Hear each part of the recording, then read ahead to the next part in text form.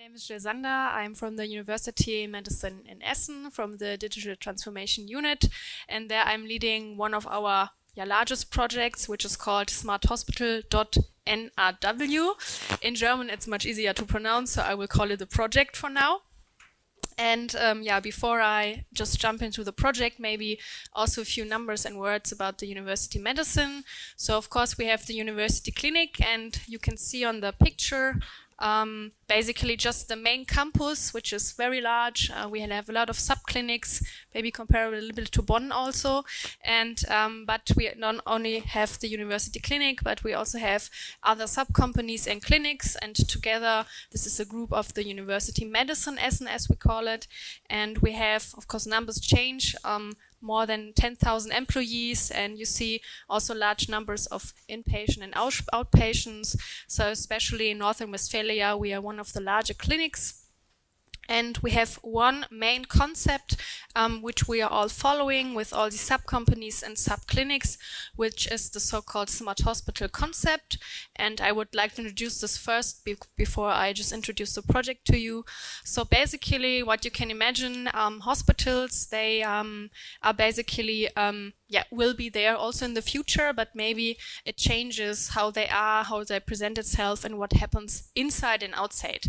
And the idea is that basically the hospital will become an intelligent and a cross-sectoral control unit. We heard it also today, interoperability is a very large topic there. So if you imagine it, you have a hospital as a building and you have these cement-based walls. Of course, they will still exist like this, but we think of it that these are not the barriers anymore, so the walls slide away, and basically your barriers or your limits are based on the medical history of patients. Because you don't only have data which is generated inside the hospital, but you also have data coming from outside, which could be of interest for the stay of the patient inside the hospital. For example, from your general doctors, your private doctors, or from smartwatches, smartphones, lifestyle data, depending on what kind of illnesses you have, all these data can be relevant. And so the idea is to bring all this data together.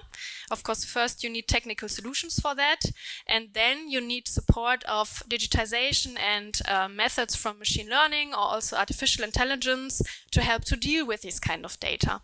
I always take the example of radiology images. So if you have an image, these kind of algorithms, they can already detect very, very small changes, which maybe the human eye is not able to detect. And so there, these kind of methods can support and assist to present it, for example, to a doctor and say, okay, there might be some slight change. Maybe you can have a look at it and see whether this is relevant. So using these kind of technologies, we would like to improve the efficiency, of course. We also heard it today before, and also to relieve the medical staff to be able to maybe support with routine tasks, and then maybe give them back some time for the real medical tasks. And so we think of a smart hospital as a hospital equivalent, because it's still a hospital, but there all the processes are digitized and optimized, and it puts people basically first. And people are the patients, of course, but also, of course, the medical staff. And on the images, you see some examples of people which are important, and sometimes also animals. This is Hannibal, actually. This is a therapy dog. I didn't meet him yet. I would like to, but he belongs also to the smart hospital concept, of course. So this project, I think the idea started in 2019, that's some time ago already, where we actually sat down with some of the partners there and thought about where can we use and apply AI-based, machine learning-based technologies to really generate some benefit, to relieve the medical staff. And we came up with the idea, of course, the University Medicine Essen is already on its way to a smart hospital, but we always say we are not done yet, so we still have things to do. But we already made some experiences throughout the last years. And we would like to be able to support other hospitals in North Rhine-Westphalia, but also in Germany, to also take the first steps into the direction of becoming a smart hospital. So the idea was born to develop a transformation model, to give it at hand to other clinics in Germany to take their first steps themselves. And of course, we would also like to do our own AI use cases, which I present later on. We have a project duration of 5 years. 1 year is already over, so we have 4 years left to go. And we have a quite high budget, which is about 14 million euros, funded by the Ministry for Economy, Innovation and Digitization in North Rhine-Westphalia. And we have these excellent partners. So the University Medicine is leading the consortium and is also the only clinical partner. We then have 2 Fraunhofer institutes, the IAIS and the MEWIS. We have 2 universities, the Dortmund and Aachen. And we also have 2 companies, MDOC, which is also represented here today, and GSG. And we also have 4 further associated partners, which help us to distribute the results.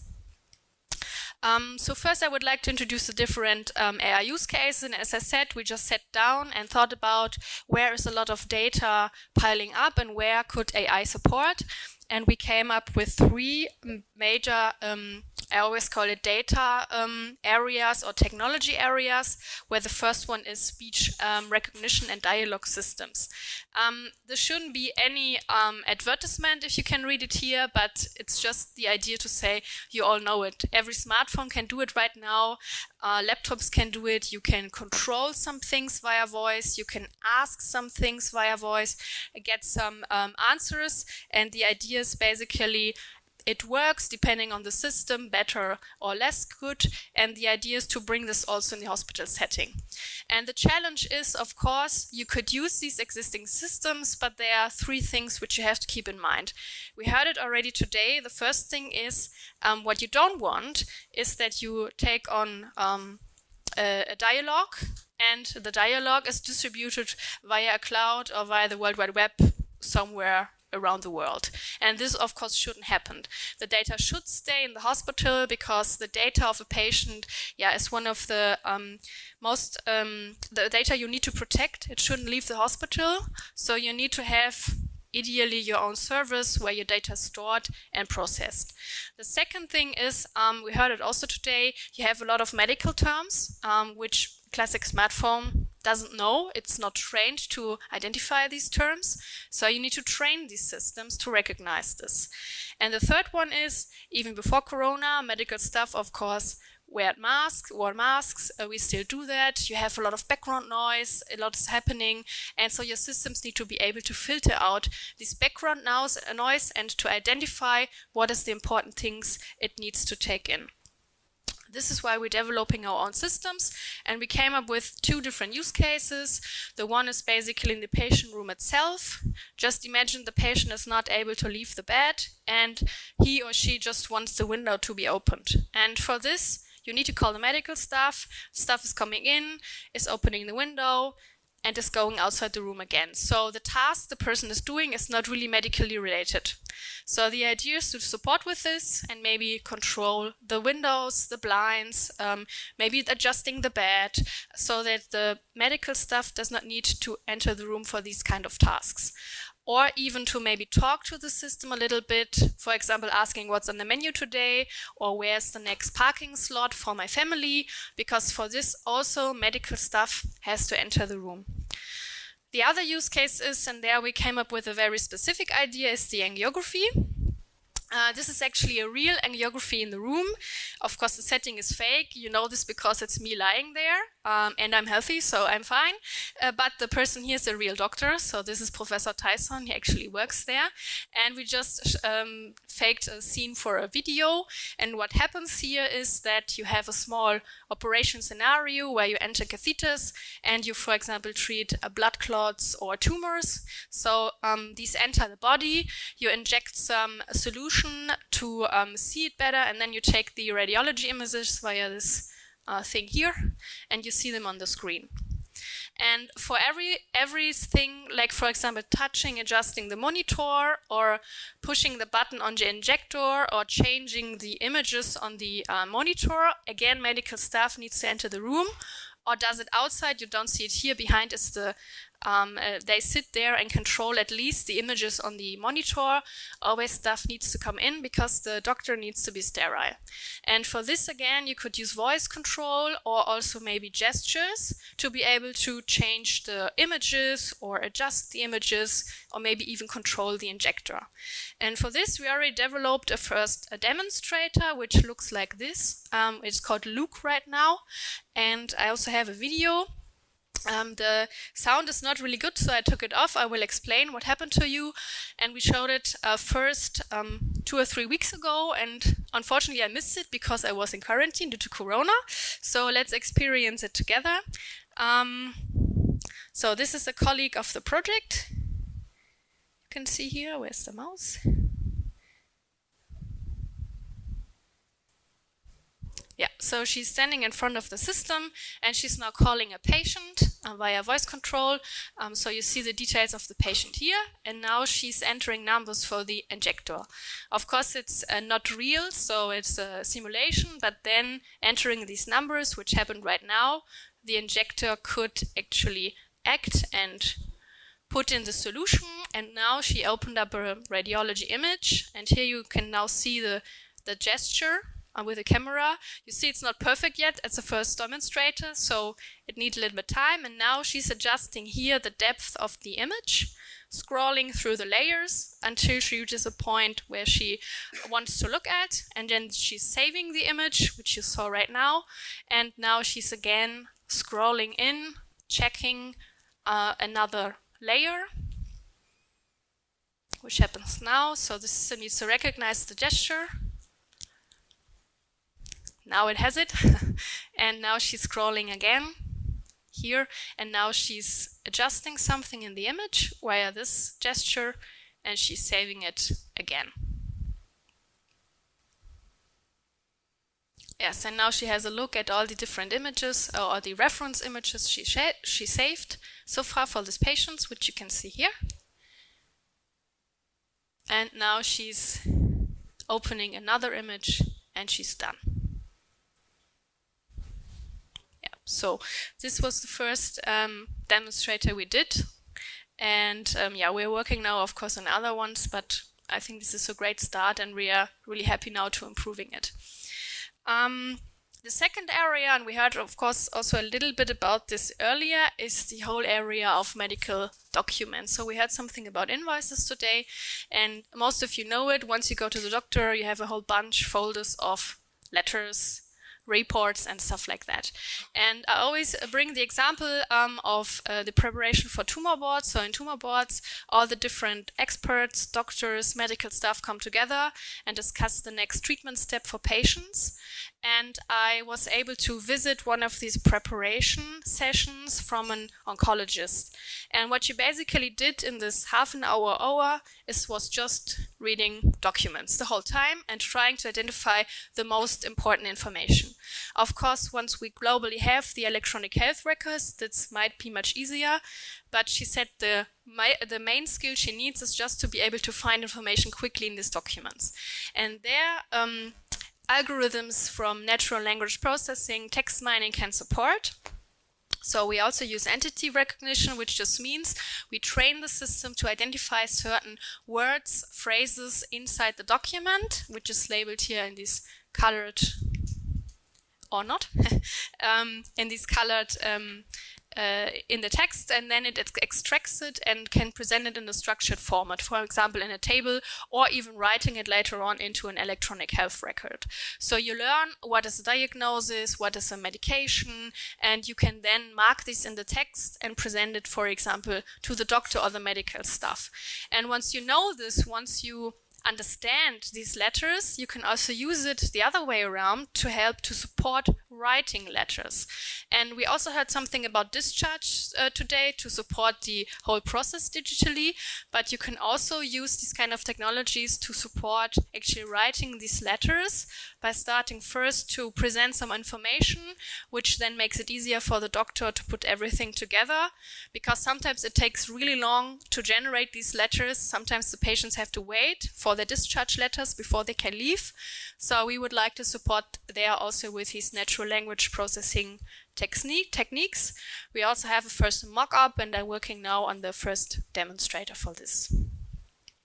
The third area is actually the whole area of sensor data, and of course there we needed to focus again, and we decided to focus on potential patients which have to lie in bed and which maybe have diseases where you would need monitoring during the sleep. One example is COPD, which is a chronic disease affecting the lungs, so sometimes you have difficulties to breathe, and if you have sensors inside the bed which can help to monitor and maybe give alarms saying, yeah, maybe there is something not right, maybe medical staff needs to come in, has to have a look at it, then this would be great. So we will buy sensors from a company which are like not really noticeable. So it's a small mat, you put it under the bed sheet and it can measure activity and also the breathing function and stuff like that. Also a sensor for fluids inside the bed, and another sensor measuring whether a person is inside or has maybe fallen outside the bed. And in combination with this, you can monitor during the night, during the day. And of course, in the future, you can imagine telemedicine. You maybe bring this to home. You can send home patients earlier. These systems can help to support monitoring at home. And if there are some things not being right, these algorithms may be able to give some alarms presented, for example, via a patient portal to the hospital, and the hospital staff then can decide whether the patient would need to come back to the hospital or not. So these are the AI use cases, and as I said, we also want not to develop them alone because there are many great AI projects, of course, but what you also need is you need to bring this together to see things like change management. We also heard it in the morning. These are all aspects which you need to keep in mind once you want to bring AI-based use cases into the clinic. And so this is basically the idea of this whole transformation model. And we split this into several parts, which you can see here. Now it works again. So the first step is, we call it the so-called readiness check, which is almost done yet. We tested already in 2 clinics, and the third one will follow, which is basically a questionnaire which you do in self-assessment, so nobody is controlling it. And via these questions, you can then find out how AI ready are you basically as a hospital. So we will put these different answers into groups where you can compare a little bit on which kind of position you are, not meaning we compare it to other clinics, but just say maybe 5 groups where you say you are in group 1 or in group 2, and this is your starting point.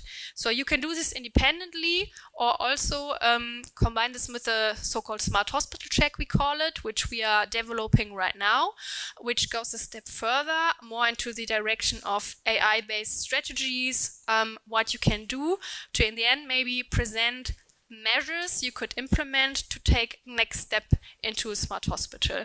Because the challenge here is right now, all the different clinics in Germany, they have different standards, different levels of maybe digitization, or even using AI or not using AI. So we need to keep this in mind and see, depending on the current status, what could be step 1 for this specific clinic to go into the direction of a smart hospital. And maybe it's different for a clinic which has already taken some steps before. And we are always covering 2 things, which is 1, the qualification needs. So if staff will be using these kind of things, do they need to be trained specifically? Do they need to take care or recognize some special things while using these systems? And the whole process of change management. So what will happen? What processes are affected? And might these processes need to be adapted? Because you all know in the clinic it can be quite challenging to do this. So you need to consider this right from the beginning. So we are doing this now for these use cases we are developing, and then seeing, okay, what could be measures you need then to take in the future to apply these kind of systems. Maybe some example questions from the readiness check. It's in German, so I needed to translate it. So I hope it's understandable. So we basically came up with 6 different dimensions, which you can see here on the left. And some example questions are, for example, if the fire standard is used. So HL7, we also heard about it today. So that this is just a standard for medical data, which is quite far distributed already. So we think it's a kind of good standard, but only one example. There are also others. So we are asking if there is any fire-based solution already in place. We ask, for example, also if there are certain roles maybe already implemented in the clinic. For example, we have a chief transformation officer, which is actually my boss. She's also leading the digital transformation unit, or chief information officer. And we are also asking if there is already an implemented IT strategy, which is the first step. And then in the other check, we are asking specifically for an AI-based strategy. What is really important here is to import as many expertise as we can also from outside, because we want to help also other hospitals. So we also have public events where we want to integrate other expertise, other people from clinics, from companies, and so on. So we will have we call it SmartHospital.NRW Summit in August. This is not a public event, so we will invite certain groups of people to discuss with us our demonstrators, our use cases, and our transformation model. So if anyone of you is interested, we're still planning it right now, then maybe you could just write me and we can see if it fits. We will also have a hackathon, which will be in the 5th and 6th of November, where the main topic will be the document analysis. So we have different challenges related to the idea of getting information out of doctor's letters. So if you are interested or have interested people also, maybe just contact me. And the third thing is, you see on the picture, it's still an empty room. We rented it in the heart of Essen, and there we will actually display down here the demonstrators of the project, also open it for the public to come in, to discuss, to get feedback, also make events there. So as soon as it's there, then you can come by if you're in Essen and have a look at it and discuss the demonstrators with us. So for us, it's really important to integrate as much expertise as I said, and sometimes this expertise is also that we just need people who might be using these kind of solutions in the end. And when you develop AI-based solutions for certain diseases, it usually makes sense to take patient groups, because they have the disease, they know what they need to deal with. But in the area of digitization and AI, sometimes your solution is illness independent. So it's not for certain disease, it's just for certain, it digitizes a process. And so we thought about this, and this is why at the University Medicine in Essen, we just founded this year, we call it, I think it's Advisory Council, so a Beirat, just for digitization and AI. Where we just integrate different people from Essen, Düsseldorf, whoever's in the near, to discuss and test solutions we are trying to implement in the clinic or developing in the project I just talked about. And we had already several meetings, and it was very fruitful. So they had a lot of ideas, a lot of questions.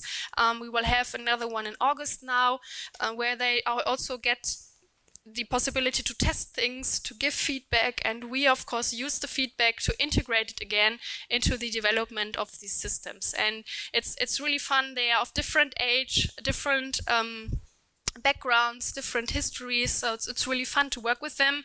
And yeah, I can just recommend to have these kind of groups of people to support you, because these are the people who will use it in the end and who might be affected once they become patients, but for now, at least they aren't yet. And that's basically what I wanted to talk about. So I thank you very much for your attention, and either we have time now for questions or later at the roundtable discussion. Thank you.